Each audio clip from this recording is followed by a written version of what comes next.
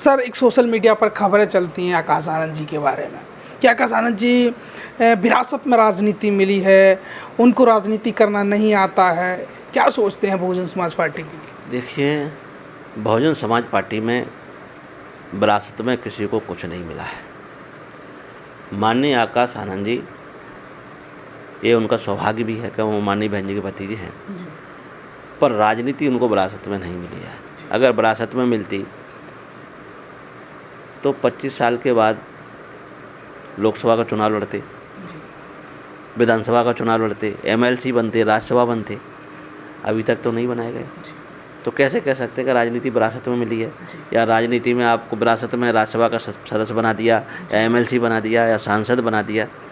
संगठन में काम करने के लिए आपको जिम्मेदारी दी है, इसको विरासत नहीं कहेंगे। इसको संघर्ष करने के लिए आपका टेस्ट कह सकते हैं कि भाई आप संघर्ष कर सकते हैं कि नहीं कर सकते।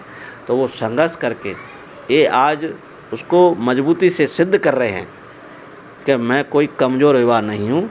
माननीय बहन जी ने जिस भरोसे के साथ मुझे जिम्मेदारी दी है, तो उस जिम्मेदारी का निर्वहन मैं पूर्ण संघर्ष करते हुए उनको ये सिद्ध करके दूंगा कि आपका भरोसा बहुत अच्छा भरोसा है और इसका रिजल्ट आपके सामने होगा। सभी लोग इस बात को एक्सेप्ट कर रहे हैं कि माननीय बहन जी का निर्णय हमको स्वीकार है, और इस युवा से पूरे प्रदेश ही नहीं देश के युवाओं को एक उम्मीद है। और ये लोग जो कहते हैं वो कहीं ना कहीं प्रभावित लोग हैं।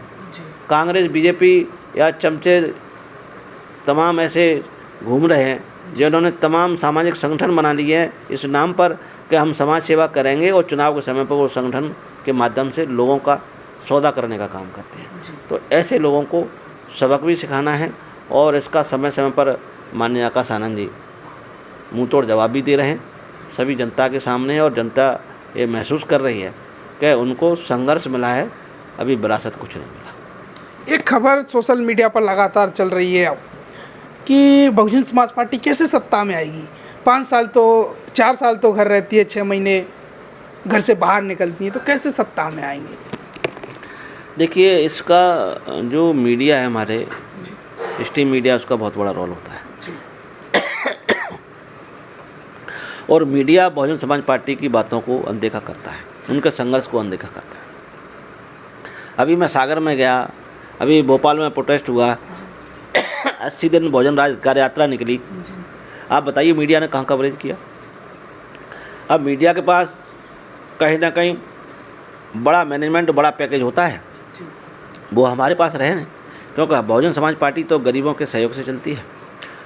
उनका जो भी सहयोग राशि सदस्यता के रूप में मिलती है, जो कार्यकर्ता इस मूवमेंट को चलाना चाहते हैं वो आगे आते हैं, उनके परिवार के लोग इस मूवमेंट को चलाने के लिए सहयोग करते हैं, अपने खून पसीने की कमाई माननीय बहन जी के हाथों में देते हैं, उससे मूवमेंट चल रहा है। तो फिर हम ये कैसे कह सकते हैं कि Bahujan Samaj party grass root पर नहीं है, या बहुजन समाज पार्टी संघर्ष नहीं कर रही? एक मध्य प्रदेश में घटना बता दो, कहीं भी किसी भी कोने में जो आपकी जानकारी में हो कि वहाँ पर अन्याय अत्याचार हुआ है और बहुजन समाज पार्टी या बहुजन समाज पार्टी कार्यकर्ता नहीं पहुँचे हों, या उनकी मदद नहीं की हो, और उनके न्याय की लड़ाई नहीं लड़ी हो। ये तो स्ट्रीम मीडिया उसको दिखाना नहीं चाह रहा, उसको इग्नोर करता है। पर आज हमारे बहुजन मीडिया के लोग ज़्यादा तैयार हो गए हैं, तो अब ये बात भी आपको दिखने लगेगी।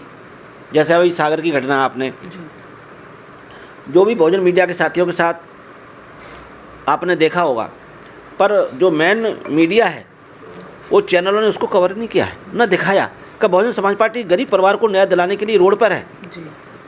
कांग्रेस का बता देंगे कमलनाथ ने टीम बना दी, इसके लिए वहाँ पर अब सर्वे करेगी, उनकी जांच करेगी, पर ये नहीं बताया कि बहुजन समाज पार्टी के प्रदेश अध्यक्ष माननीय बहन कुमारी मायावती के निर्देश पर उस पीड़ित परिवार को समक्ष उपस्थित होकर न्याय दिलाने के लिए संघर्ष किया, रोड पर पैदल मार्च किया, रोष प्रकट किया, और महामहिम राज्यपाल महोदय के नाम ज्ञापन भी दिया, और उस पीड़ित परिवार की आर्थिक मदद भी की। क्यों?